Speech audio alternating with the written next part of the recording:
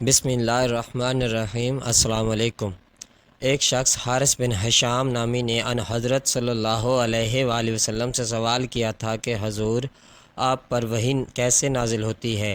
آپ صلی اللہ علیہ وآلہ وسلم نے فرمایا کہ وحی نازل ہوتے وقت کبھی مجھ کو گھنٹی کی سی آواز محسوس ہوتی ہے اور وحی کی یہ کیفیت مجھ پر بہت شاق گزرتی ہے۔